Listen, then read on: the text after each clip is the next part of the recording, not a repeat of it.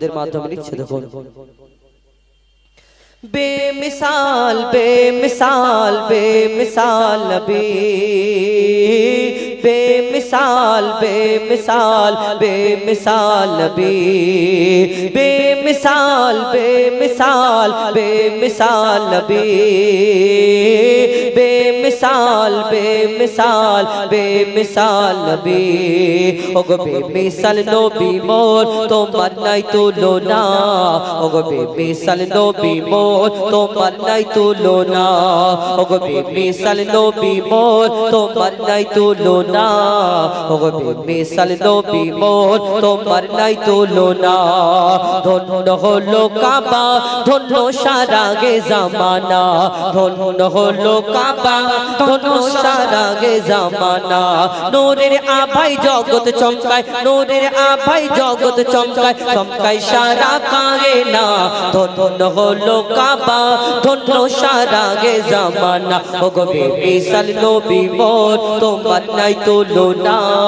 ओगो बेमिसाल नबी मोर तोमार नाई तुलना ओगो बेमिसाल नबी मोर तोमार नाई तुलना ओगो बेमिसाल नबी मोर तोमार नाई तुलना तोमार ओसिलाय शांत धराय बয়ে বেড়ায় মৃদু বাতাস বয়ে বেড়ায় মৃদু বাতাস তোর নীলিমায় চাঁদ সিতারায় বিনা খুঁটিতে রয় আকাশ বিনা খুঁটিতে রয় আকাশ তোমার নামের তালে বগে চলে নামের তালে বগে চলে সাগরে উর্মি মালা ধন্য হলো কাবা ধন্য সারা গে জামানা ওগো বেমিসাল নবী মোর তোমার নাই তুলনা ওগো বেমিসাল নবী মোর তোমার নাই তুলনা ওগো বেমিসাল নবী মোর তোমার নাই তুলনা ওগো বেমিসাল নবী মোর তোমার নাই তুলনা আল্লাহ নবীকে এক এক রকম খুবই দান করলেন কোন নবী পশু পাখির ভাষা বুঝতে পারতেন কোন নবী মুর্দাকে জিন্দা করে দেখিয়েছেন কোন নবী আশাবাড়ির কামাল দেখিয়েছেন ইউসুফ নবীকে আল্লাহ রূপের রাজা করে ধরনের বুকে পাঠালেন যারা রূপ থেকে বিবি জুলাইখা তার প্রেমে ফিদা মগ্ন ইউসুফ নবী রূপ থেকে মিশরের সুন্দরী নারীরা আপেল কাটতে গিয়ে হাত কেটে ফেলেন কেন ইউসুফ নবীকে আল্লাহ এত সুন্দর করে ধরনের বুকে পাঠালেন যারা রূপ থেকে মিশরের সুন্দরী নারীরা আপেল কাটতে গিয়ে ফল কাটতে কাটতে হাতে কখন ছোরা বসে গেল বুঝতে পারলেন কেন এত সুন্দর দেখতে আল্লাহ ইউসুফ নবীকে বানিয়েছিলেন কিন্তু ইউসুফ নবীর রূপ থেকে যদি তারা হাত কেটে ফেলে তাহলে আমার নবীকে তো আল্লাহ শ্রেষ্ঠ করে ঘোষণা করলেন যদি তারা আমার নবীকে একবার দেখতো কি করতো কবি ছন্দের মাধ্যমে আরো কি লিখছে দেখো ইউসুফ নবীর রূপেতে পড়ে কত নারী কেটেছে হাত কত নারী কেটেছে হাত ইউসুফ নবীর রূপেতে পড়ে কত নারী কেটেছে হাত কত নারী কেটেছে হাত দেখতো যদি তারা তোমাকে কলিজা কেটে দিত বাদ কলিজা কেটে দিত বাদ লাবণ্যময় চেহারা তোমার লাবণ্যময় চেহারা তোমার করি কি রূপের বর্ণনা ধন্য হলো ধন্য সারা গে জামানা ওগো বেমিসাল নবী মোর তোমার নাই তুলনা ওগো বেমিসাল নবী মোর তোমার নাই তুলনা ওগো বেমিসাল নবী মোর তোমার নাই তুলনা ওগো বেমিসাল নবী মোর তোমার নাই তুলনা ওগো বেমিসাল নবী মোর তোমার নাই তুলনা ওগো বেমিসাল নবী মোর তোমার নাই তুলনা बेमिसाल बेमिसाल बेमिसाल नबी बेमिसाल बेमिसाल बेमिसाल नबी बेमिसाल बेमिसाल बेमिसाल नबी बेमिसाल बेमिसाल बेमिसाल नबी আপনাদের সম্মুখে পরিবেশন করে শোনানোর চেষ্টা করলাম এবার একটি যে গজল বলছিলাম যে নামাজ সম্পর্কে পাঁচ ওয়াক্তের নামাজ যে আমরা আদায় করি পাঁচ ওয়াক্তের নামাজ যে পড়ি এই পাঁচ ওয়াক্তের নামাজ যদি প্রশ্ন কে বড় হ্যাঁ হ্যাঁ বলবো ইনশাআল্লাহ এরপরে তো এই যে নামাজ সম্পর্কে যে গজল শুনলে আপনারা বুঝতে পারবেন এবং যদি এর থেকে কিছু আপনারা যদি মন দিয়ে শোনেন এবং বোঝার চেষ্টা করেন, নামাজ আল্লাহ আমাদের জন্য ফরজ করেছেন এবং প্রত্যেক এলাকায় এলাকায় মসজিদ আছে, প্রত্যেক এলাকায় এলাকায় একটা ইমাম সাহেব আছে, মুয়াজ্জিন সাহেব আছে। এই ধরনের বুকে কেন পাঁচটা জিনিস আল্লাহ আমাদের জন্য ফরজ করেছেন, কলমা, নামাজ, রোজা, হজ এবং যাকাত। কিন্তু এই নামাজ প্রত্যেক মানুষের জন্য মূল্যবান, জরুরি, গুরুত্বপূর্ণ। আমরা এই মুসলমান ঘরে জন্ম নিয়েছি, কলমা পড়েছি, রোজা করি, হজ, যাকাত সবকিছু, কিন্তু নামাজ থেকে আমরা যে এই নামাজ যে আমরা পড়ি, পাঁচ ওয়াক্তের নামাজ আমাদের জন্য এত গুরুত্বপূর্ণ, আমরা যে এই নামাজ আমাদের জন্য ফরজ করা হয়েছে, তো এই পাঁচ ওয়াক্তের নামাজ কিভাবে এলো এবং এই পাঁচ ওয়াক্ত নামাজ যদি আমরা আদায় করি আমাদের জন্য কি ফায়দা আছে। এখন যুগ যা পড়েছে, আমরা মনে করি এই জওয়ান বয়সে নামাজ মনে হয় আমাদের পড়তে নেই, ওই মুরব্বী হয়ে গেলে দাড়ি উঠলো, বড় বড় দাড়ি যখন রাখবো সাদা হয়ে যাবে, তখন কেন, তখন টাইম হয়ে যাবে, কোন সময় মরে যায় আল্লাহ জানে, নামাজ কালাম পড়ি এটাই মনে করি। কিন্তু না, যখন আমাদের সময় হয়ে যায়, আমাদের প্রত্যেক মানুষকে, প্রত্যেক মুসলমানকে, প্রত্যেক মুমিনকে নামাজের পাবন্দি, নামাজের সঙ্গে জড়িয়ে থাকা দরকার, মসজিদের সঙ্গে মহব্বত রাখা দরকার। তো এই নামাজ কিভাবে এলো, পাঁচ ওয়াক্ত নামাজ কিভাবে হলো, কবি ছন্দের মাধ্যমে ঘটনামূলক গজল মন দিয়ে শুনবেন। লিখছে দেখো, 50-এর বদল 5 তো দিল আল্লাহ দয়াময়, ওগো আল্লাহ দয়াময়, পেয়ে তোফা মুস্তাফা মোর মহা খুশি হয়, পেয়ে তোফা মুস্তাফা মোর মহা খুশি হয়। ওই ফজর, জোহর, আসর, মাগরিব, ঈশা কেন হয় বলো, ঈশা কেন হয়, আর কখনো 2 কখনো 3 4 রাকাত কেন হয়, কখনো 2 কখনো 3 4 রাকাত কেন হয়, 50-এর বদল 5 তো দিল।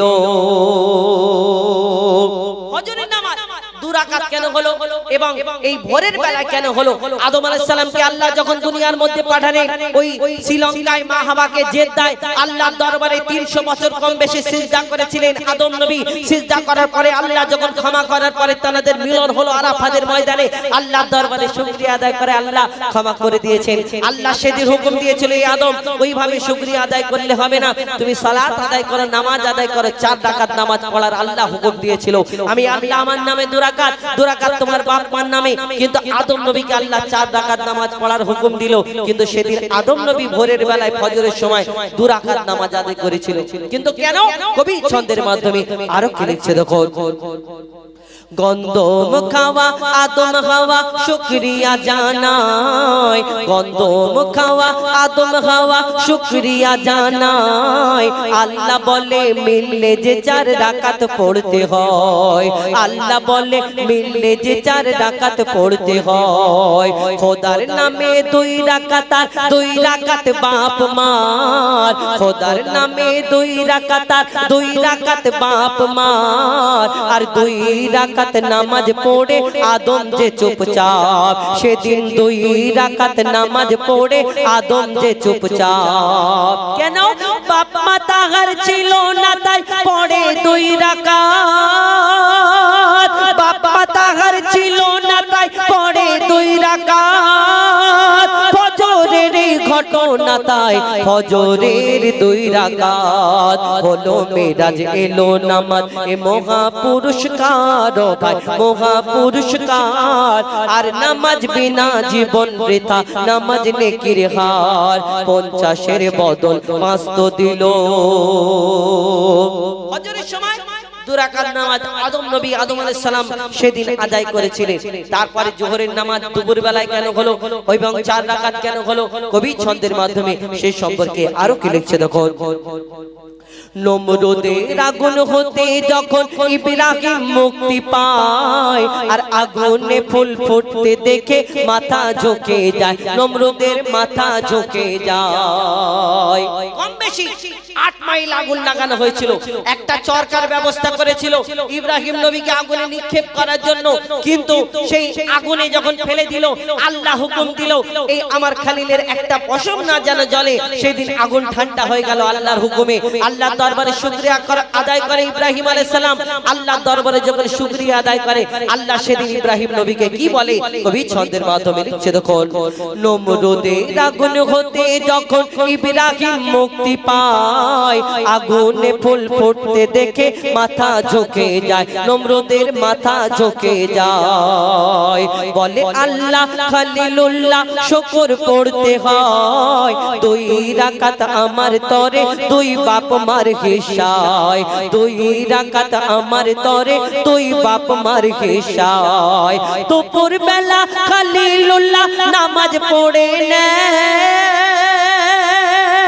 দুপুর বেলা খলিলুল্লাহ নামাজ পড়ে নেয় তার নাম যে জোহর পেল কদর কোরআনের পারায় এই জোহর নামাজ আদায়কারী আল্লাহ কোরআনে বলছে এই জোহর নামাজ আদায়কারী সে মোর প্রিয় হয় ওগো সে মোর প্রিয় হয় তার গায়ের পশম খোদার কসম দোজাক না জ্বালায় 50-এর বদল 5 তো দিল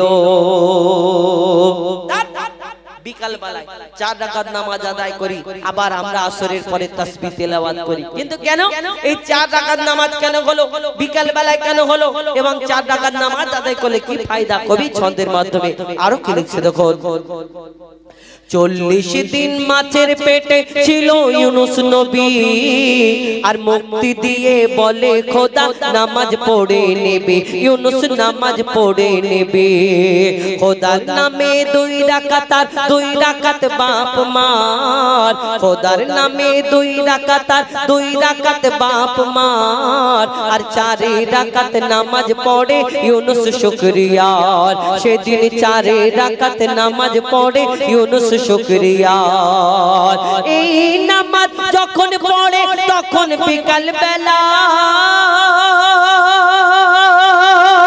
এই নামাজ যখন পড়ে তখন বিকাল বেলা আধার আলো আকাশেতে করছিল যে খেলা সেদিন আধার আলো আকাশেতে করছিল যে খেলা ও কি মারি নেকি তোমার এই আসরের বেলা রে ভাই এই আসরের বেলা আর তওবা করো নামাজ পড়ো জপো তাসবিহ মালা 50-এর বদল 5 তো দিল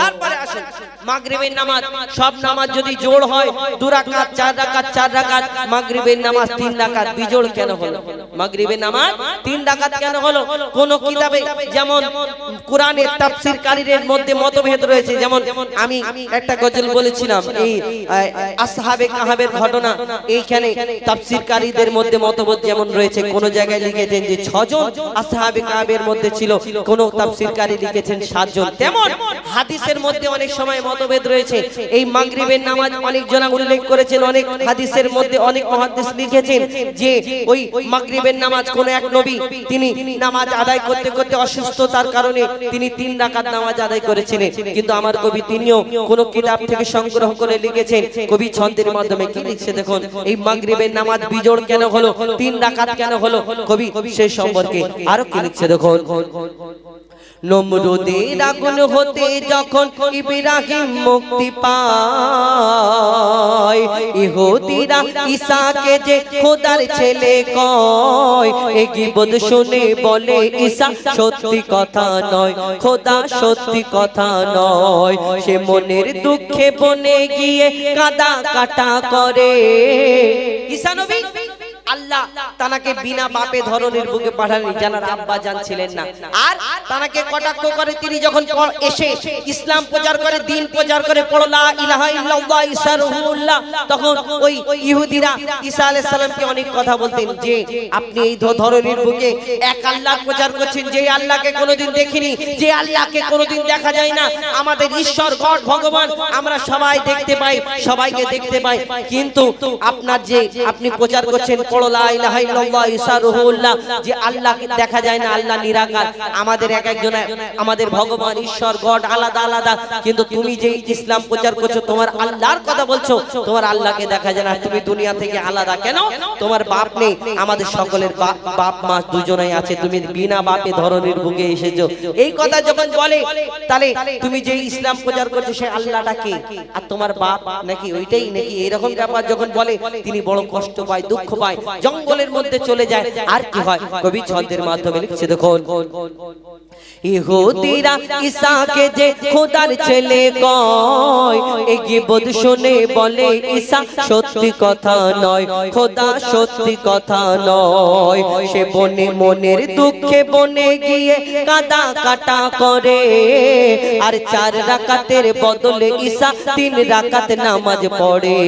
সেদিন 4 রাকাতের বদলে ঈসা 3 রাকাত নামাজ পড়ে। কেন?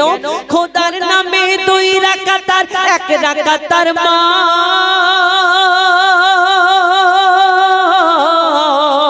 খোদার নামে 2 রাকাত আর 1 রাকাত তার মান। আর বাপ ছিল না 3 হলো তাই হলো না যে 4, তার বাপ ছিল না 3 হলো তাই হলো না যে 4। এই নামাজ যখন পড়ে তখন যে মাগরিব ভাই, তখন যে মাগরিব। শোন রে এতিম বাপের স্নেহ দেবে এ মাগরিব, শোন রে এতিম বাপের স্নেহ দেবে এ মাগরিব। 50-এর বদল 5 তো দিল। সব শেষ। ঈশার নামাজ 4 রাকাত কেন হলো, রাত্রে কেন হলো, এবং এই ঈশার নামাজ যদি আদায় করো 4 রাকাত কি ফায়দা হবে, কবি ছন্দের মাধ্যমে লিখছে দেখুন, 7 দিন খোদা দ্রোহী ফেরাউন দিচ্ছিল বড় জ্বালা, খোদা দ্রোহী ফেরাউন দিচ্ছিল বড় জ্বালা। আর আল্লাহ বলে মুসা নবী দেশ ছেড়ে তুই পালা, ও মুসা দেশ ছেড়ে তুই পালা। মুসা নবী আল্লাহ হুকুম দেয়, যখন ফেরাউন জ্বালা যন্ত্রণা দেয় তখন ওই আল্লাহ হুকুম দেয় যে এই মুসা তুমি আস্তে আস্তে যাও, আগে বাড়ো। এই যখন আস্তে আস্তে আস্তে আস্তে যখন এই মুসা আলাইহিস সালাম যখন নীল দরিয়ার সামনে এসে হাজির হয়, আল্লাহ এবার কি করব, আল্লাহর তরফ থেকে বলে এই মুসা তুমি তোমার আশা বাড়িটা নীল দরিয়ায় রাখো, বাকি আল্লাহর কাজ আল্লাহ করবে, আর তোমার কাজ তুমি করে যাও। যখন নীল দরিয়ার সামনে হাজির হয় মুসা আলাইহিস সালাম কি করে, কবি ছন্দের মাধ্যমে লিখছে দেখুন, মুসা নীল দরিয়ায় আশা মারে দরিয়া হলো ফাঁক, মুসা নীল দরিয়ায় আশা মারে দরিয়া হলো ফাঁক। আর ওই পারেতে উঠলো মুসা ডোবে ফেরাউনের ঝাঁক, ওই পারেতে উঠলো মুসা ডোবে ফেরাউনের ঝাঁক। পারে যখন উঠলো মুসা তখন ছিল ঈশা, পারে যখন উঠলো মুসা তখন ছিল ঈশা। আর আশা তুলে মুসা পড়ে 4 রাকাতের ঈশা, সেদিন আশা তুলে মুসা পড়ে 4 রাকাতের ঈশা। এই ঈশার নামাজ এত মহৎ এত ফজিলাত ভাই, এত ফজিলাত। আর 4 রাকাত পড়লে হয় সারা রাতের ইবাদত, 4 রাকাত পড়লে হয় সারা রাতের ইবাদত। 50-এর বদল 5 তো দিল আল্লাহ দয়াময়, ওগো আল্লাহ দয়াময়। পেয়ে তোফা মুস্তাফা মোর মহা খুশি হয়, পেয়ে তোফা মুস্তাফা মোর মহা খুশি হয়। ওই ফজর জোহর আসর মাগরিব ঈশা কেন হয় বলো, ঈশা কেন হয়? কখনো 2 কখনো 3 4 রাকাত কেন হয়? কখনো 2 কখনো 3 4 রাকাত কেন হয়? কখনো 2 কখনো 3 4 রাকাত কেন হয়? আপনাদের সম্মুখে পরিবেশন করে শোনালাম এটি ঘটনামূলক গজল। আর জানি না আপনাদের কেমন লাগছে, ভালো লাগছে কিনা। কেন আপনাদের এদিকে উত্তর 24 পরগনা এলাকায় টোটালি আমরা অনুষ্ঠান করি, 1 বছর পরে বুঝতে পারি ঠিক আছে কিনা ভুল আছে।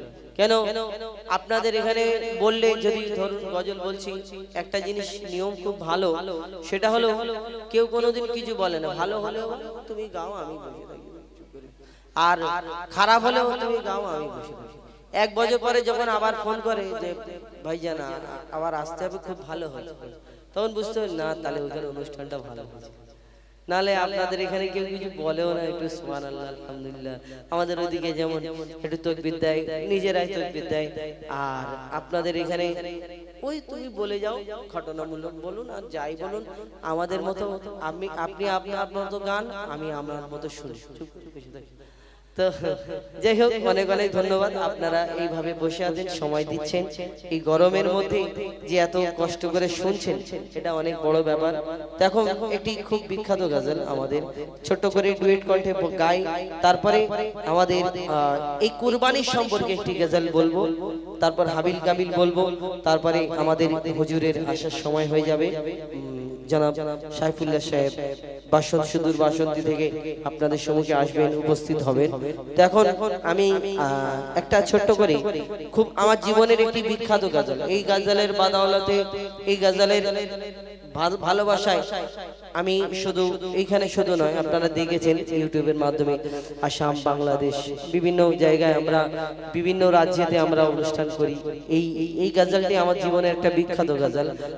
তো সেই গজল আপনাদের সম্মুখে ছোট করে বলি, তারপরে ইনশাআল্লাহ হাবিল কাবিল, তারপরে ইব্রাহিম নবী সম্পর্কে, যে আজকে এই কুরবানি ঈদের পরের দিন আমরা কুরবানি করি, অনেকজনা করি না, কিন্তু এই কুরবানি কেমন করে আসলো, কুরবানি কি করে হয়েছিল, অনেকে জানা অনেকে জানা নেই। তো সেই ঘটনা ইনশাআল্লাহ তুলে ধরবো, কবি ছন্দের মাধ্যমে লিখছে। দেখুন, তার আগে ছোট্ট করে নাত শরীফ আমার দয়ার নবী মারে নবী দো জাহানের বাদশা তার সম্পর্কে লিখছে। দেখুন, মুস্তাফা মুস্তাফা মুস্তাফা মুস্তাফা মুস্তাফা মুস্তাফা মুস্তাফা মুস্তাফা মুস্তাফা মুস্তাফা ইয়া নবী মুহাম্মদ ইয়া রাসূল মুহাম্মদ ইয়া নবী মুহাম্মদ ইয়া রাসূল মুহাম্মদ, তুমি মোর শাফায়াত, তুমি মোর শাফায়াত, তুমি মোর শাফায়াত, তুমি মোর শাফায়াত, ইয়া নবী মুহাম্মদ ইয়া রাসূল মুহাম্মদ ইয়া নবী মুহাম্মদ ইয়া রাসূল মুহাম্মদ, তুমি মোর শাফায়াত, তুমি মোর শাফায়াত, তুমি মোর শাফায়াত, তুমি মোর শাফায়াত। পেলে দিদার একটি বার তোমাকে খোদার কসম, কলিজার খুন দিয়ে তখন ছোঁয়াব তোমার কদম। পেলে দিদার একটি বার তোমাকে খোদার কসম, কলিজার খুন দিয়ে তখন ছোঁয়াব তোমার কদম। ওয়াইজ করুনি দেখেনি ভাঙে ইশকে সকল দাঁত, ওয়াইজ করুনি দেখেনি ভাঙে ইশকে সকল দাঁত। তুমি মোর শাফায়াত, তুমি মোর শাফায়াত, তুমি মোর শাফায়াত, তুমি মোর শাফায়াত, ইয়া নবী মুহাম্মদ ইয়া রাসূল মুহাম্মদ, নবী মুহাম্মদ ইয়া রাসূল মুহাম্মদ, তুমি মোর শাফায়াত, তুমি মোর শাফায়াত, তুমি মোর শাফায়াত, তুমি মোর শাফায়াত। কামলি বালা দো বেলা তোমার প্রেমে কাঁদিয়া, এমে হান্নান দেবে জান তোমার ইশকে হাদিয়া। কামলি বালা দো বেলা তোমার প্রেমে কাঁদিয়া, এমে হান্নান দেবে জান তোমার ইশকে হাদিয়া। অন্তরে আছো জুড়ে আমার ইমানি দৌলত, অন্তরে আছো জুড়ে আমার ইমানি দৌলত। তুমি মোর শাফায়াত, তুমি মোর শাফায়াত, তুমি মোর শাফায়াত, তুমি মোর শাফায়াত, তুমি মোর শাফায়াত, ইয়া নবী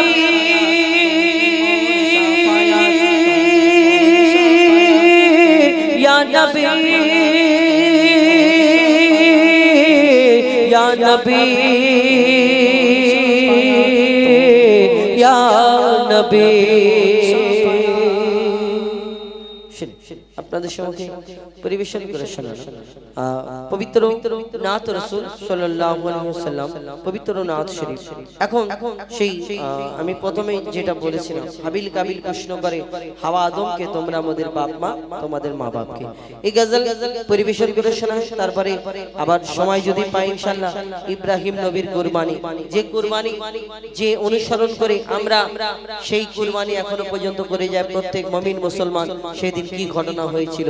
সেই কুরবানির দিন কি ঘটনা হয়েছিল? ইব্রাহিম নবী তার সন্তানকে, পুত্র সন্তান ইসমাইল আলাইহিস সালামকে সেদিন ওই কুরবানি করতে গিয়েছিল, জবাই করতে গিয়েছিল, কিন্তু তার বদলে আল্লাহ একটা দুম্বা পাঠালেন। তো সেই রীতি রেওয়াজ আমরা এখনো পর্যন্ত পশু, আমরা জানোয়ার, আমরা ওই কুরবানি করি আল্লাহর রাস্তায়। কিন্তু এই হ্যাঁ বলছি, আমি বললাম তো শেষের দিকে। তো আমি তো সেই ঘটনামূলক গজল আপনাদের সম্মুখে পরিবেশন করে শোনাবো। যে কুরবানি, এই আমরা কুরবানি করি অনেক জন অনেক রকম, তো সেই সম্পর্কে। কিন্তু তার আগে এই হাবিল কাবিল প্রশ্ন করে হাওয়া আদমকে, তোমরা আমাদের বাপ মা, তোমাদের মা বাপকে। এক নম্বরে ছিল আদম আলাইহিস সালাম, মা হাওয়া জান্নাতের মধ্যে গন্ধম খাবার কারণে দুনিয়াতে পাঠালেন। পিতা আদম মা হাওয়া যখন আরাফাতের ময়দানে একসঙ্গে হলো, মিলন হলো, তারপরে তাদের কি ঘটনা ঘটেছিল? তাদের বাচ্চা কাচ্চা হয়েছিল, জোড়া জোড়া বাচ্চা, আর জোড়া জোড়া বাচ্চা হয়েছিল।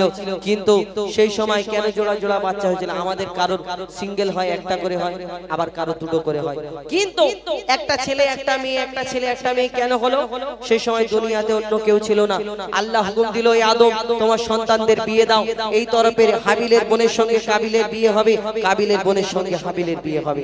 কিন্তু বাকি রয়ে গেল কাবিলের বোনটা ছিল একটু ওই সুন্দরী, আর হাবিলের বোনটা ছিল একটু কালো মতো। কাবিল চিন্তা করছে যে আমি আমার ওই সুন্দরী বোনটা ওকে দিয়ে দেবো, আর কালো মতো বোনটা আমি কেন বিয়ে করব? আবার আদম নবীকে আল্লাহ যখন আদম নবীকে তার সন্তানরা বলে, আল্লাহর কাছে হুকুম করে, আল্লাহ আবার আল্লাহর কাছে যখন বলে, আল্লাহ তাআলা হুকুম দেয় যে ওই সময় কুরবানি করার হুকুম দিয়েছিল। এই কুরবানি আমরা করি, ইব্রাহিম নবী প্রথম করেছিল না, এই হাবিল কাবিল প্রথম কুরবানি করেছিল। আল্লাহ বলল যে যার কুরবানি কবুল হবে সে সুন্দরী পাবে। আর হয়ে গেল কি, ওই হাবিলের কুরবানি কবুল হয়ে গেল। কাবিল চিন্তা করলো এবার কি হবে, খুন করে দিল। সে অনেক ঘটনা। কিন্তু এই হাবিল কাবিল প্রশ্ন করে, বলো তোমরা আমাদের বাপ মা, তোমরা আমাদের জন্ম দিয়েছো, কিন্তু তোমাদের কে জন্ম দিয়েছে? পিতা আদম মা হাওয়া, তারা তো বাপ মা ছিল না, কি উত্তর দেবে? তাদের কে জন্ম দিয়েছিল? কবি সেই সম্পর্কে লিখছে, দেখো হাবিল কাবিল প্রশ্ন করে হাওয়া আদমকে, তোমরা মোদের বাপ মা, তোমাদের মা বাপকে। হাবিল কাবিল প্রশ্ন করে হাওয়া আদমকে, তোমরা মোদের বাপ মা, তোমাদের মা বাপকে। বলো গো মোদের, বলো কি তাদের নাম ছিল? বলো গো মোদের, বলো কি তাদের নাম ছিল? মোদের দাদা দাদি নানা নানি আছে কোথায়? প্রশ্ন শুনে আদম হাওয়া হলো অবাক গো। হাবিল কাবিলকে তারা কি দেবে জবাব গো? দুজনে আল্লাহ বলে সিজদাতে যায় চলে, দুজনে আল্লাহ বলে সিজদাতে যায় চলে। বলে মাসুম ছেলে মোদের কাছে কি জানতে চায়? হাবিল কাবিল প্রশ্ন করে হাওয়া আদমকে, তোমরা মোদের বাপ মা, তোমাদের মা বাপকে। পিতা আদম এই দুনিয়াতে যখন তাকে এই প্রশ্ন করে, কি উত্তর দেবে? তাদের তো বাপ মা ছিল না। কি উত্তর দেয় কবি ছন্দের মাধ্যমে? আরো কি লিখছে দেখো, ওই বলছে আদম শোন তোরা শোন, মানব জাতির মাঝে সৃষ্টি আমি প্রথম। মোর পাঁজেরার হাড়ে খোদা হাওয়াকে গড়ে, আর গন্ধম খেলাম দুনিয়ায় গেলাম জান্নাত ছেড়ে। মোদের কেউ জন্ম দেয়নি, মোরা মায়েরই দুধ খাইনি। মোদের কেউ জন্ম দেয়নি, মোরা মায়েরই দুধ খাইনি। পাইনি মোরা মা বাপের ভালোবাসা, মোদের নেই বাবা মোরা এতিম দুজনা। মা বাপ কি মোদের জানা হলো না? দুজনে এতিম মিসকিন, নেই মোদের মা বাপের ঋণ। দুজনে এতিম মিসকিন, নেই মোদের মা বাপের ঋণ। তাই মানব জাতির পিতা মাতা মোরা দুজনা। হাবিল কাবিল প্রশ্ন করে হাওয়া আদমকে, তোমরা মোদের বাপ মা, তোমাদের মা বাপকে। আল্লাহ আদম নবীকে সৃষ্টি করার জন্য সকল ফেরেশতাদের ডেকে ডেকে হুকুম করে, আমার ফেরেশতারা তোমরা দুনিয়ার বুকে যাও, দুনিয়া থেকে মাটি নিয়ে আসো আর মাটি আনো, আনার পরে আমি আদমের সৃষ্টি করব, এই আদমকে সৃষ্টি করব। যখন এই কথাটা ফেরেশতারা শুনে তখন আল্লাহকে সেদিন বাধা দিয়েছিল, আল্লাহকে বলেছিল আল্লাহ আমাদের এই আদম নবীকে সৃষ্টি করার আগে আল্লাহ একটা জিন জাতকে সৃষ্টি করেছিল আল্লাহর ইবাদত করার জন্য, কিন্তু সেই জিন জাত আল্লাহর এত নাফরমানি করতে লাগলো, আল্লাহ জিন জাতটাকে ধ্বংস করে দিয়েছিল। ফেরেশতারা আবার বলল যে আল্লাহ তুমি তো এর আগে একটা জিন জাত সৃষ্টি করলে, সে তোমার ইবাদত করলো না, আবার বলছো যে আদম সৃষ্টি করবে, এই আদম কেমন হবে, তোমার ইবাদত করবে কি না করবে? আল্লাহ ফেরেশতাদের সেদিন বলেছিল আমি যা জানি তোমরা তা জানো না। সেদিন কি ঘটনা হলো কবি ছন্দের মাধ্যমে লিখছে দেখুন। ওমর আল্লাহ যখন বলে গড়ব আদম, ফেরেশতারা শুনে বাধা দিয়েছে তখন বলে ওগো আল্লাহ পাক তুমি গড়েছো জিন জাত, উৎপাত করে তারা করে না ইবাদত, কি হবে গড়ে আদম সে কি আর মোদের মতন, কি হবে গড়ে আদম সে কি আর মোদের মতন, কি জানি দেখতে কেমন তার রূপ চেহারা, খোদা বলে আমি জানি তোমরা জানো না, আদম সৃষ্টি করা আমার আসল বাসনা, কেন আমি যে গড়ব আদম সে মাখলুকে সর্বোত্তম, আমি যে গড়ব আদম সে মাখলুকে সর্বোত্তম, আমি নিজের সেরা সৃষ্টি দেখব আদম চেহারায়, হাবিল কাবিল প্রশ্ন করে হাওয়া আদমকে তোমরা মোদের বাপ মা তোমাদের মা বাপকে। আল্লাহ যখন আদম নবীকে সৃষ্টি করলেন, সৃষ্টি করার পরে আদম নবীকে ওই রাখার পরে আবার আল্লাহ হুকুম করে আমার ফেরেশতারা তোমরা আমার আদমকে সিজদা করে নাও। সকল ফেরেশতারা হুকুম আল্লাহর মেনে নিল, সকল ফেরেশতারা সে সিজদা করে নিল, সকল ফেরেশতা আল্লাহর হুকুম মেনে নিল, একমাত্র সেদিন একটা ফেরেশতা যার নাম হলো আজাজিল, যাকে ফেরেশতাদের সর্দার বলা হতো, কিন্তু এই আজাজিল সেদিন আল্লাহর হুকুম মানলো না, সেদিন সিজদা করলো না। তাহলে আজাজিল কেন সিজদা করলো না, আজাজিল কেন আল্লাহর হুকুম মানলো না? আজাজিলটা তাহলে আসলে কি? যেমন আল্লাহর হুকুম সকলে মেনে নিল, এই আজাজিলটা হলো সেই জিন জাত, যেই জিন জাতটাকে আল্লাহ ধ্বংস করে দিয়েছিল, সেই জিন জাতের মধ্যে আল্লাহ সবকে ধ্বংস করে দিল, কিন্তু তার মধ্যে একটা ছোট্ট বাচ্চা বেঁচে রয়ে গেছিল। এই বাচ্চাটা ইবাদত করতে করতে কম বেশি 6 লক্ষ বছর ধরে ইবাদত করার পরে যার নাম হলো আজাজিল, যাকে আল্লাহ ফেরেশতাদের সর্দার বানালো, কিন্তু সেই আজাজিল আল্লাহর হুকুম মানলো না, সেদিন থেকে আজাজিল আর আজাজিল রইল না। কি হলো তারপরে কবি ছন্দের মাধ্যমে লিখছে দেখুন। দিল আল্লাহ আওয়াজ শোনো শোনো সবাই, দেখো আমার গড়া সৃষ্টির সেরা মাখলুকের তাজ, এ মুর্শিদেরই আদম একে গড়েছি এমন, সারা কায়নাতের জ্ঞান তার মাঝেতে গোপন, আদমকে তোয়া করে নে তোরা সিজদা করে, আদমকে তোয়া করে নে তোরা সিজদা করে, এ সুযোগ দিলে ছেড়ে পাবি অভিশাপ, আজাজিল বলে আমি সিজদা দেব না, আজাজিল বলে আমি সিজদা দেব না, আদম সৃষ্টি করা আমার আসল বাসনা, আমি যে গড়ব আদম সে মাখলুকে সর্বোত্তম, আমি যে গড়ব আদম সে মাখলুকে সর্বোত্তম, আমি নিজের সেরা সৃষ্টি দেখব আদম চেহারায়, হাবিল কাবিল প্রশ্ন করে হাওয়া আদমকে তোমরা মোদের বাপ মা তোমাদের মা বাপকে, হাবিল কাবিল প্রশ্ন করে হাওয়া আদমকে তোমরা মোদের বাপ মা তোমাদের মা বাপকে, বলো গো মোদের বলো কি তাদের নাম ছিল, বলো গো মোদের বলো কি তাদের নাম ছিল, মোদের দাদা দাদি নানা নানি আছে কোথায়, হাবিল কাবিল প্রশ্ন করে হাওয়া আদমকে তোমরা মোদের বাপ মা তোমাদের মা বাপকে, হাবিল কাবিল প্রশ্ন করে হাওয়া আদমকে তোমরা মোদের বাপ মা তোমাদের মা বাপকে।